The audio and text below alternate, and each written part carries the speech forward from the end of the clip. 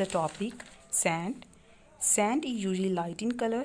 Particles of sand are larger enough that each can be distinctly seen, means clearly seen.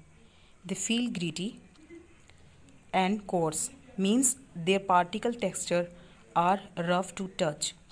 Sand soil will generally not stick together when wet. It does not hold water and nutrients, and most plant roots cannot hold on to this soil.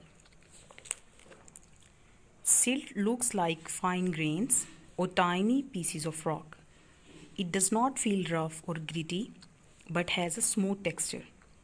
Like flour, due to its smaller particles, it can retain more water than sand. This soil contains particles which are smaller than sand particles but larger than the clay particles.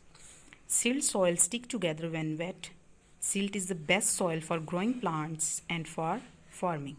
Clay is very fine soil. When wet, clay is very sticky and it can be easily molded into different shapes. This is because wet clay can hold its shape after drying.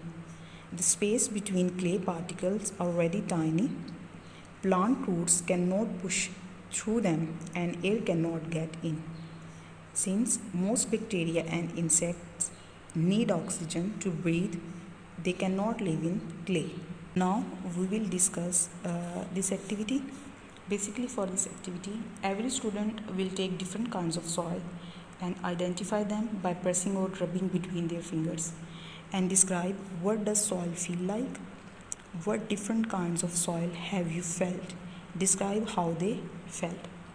Everyone will make video in which you will use your own words to describe different kinds of soil and send the video to your relevant coordinator.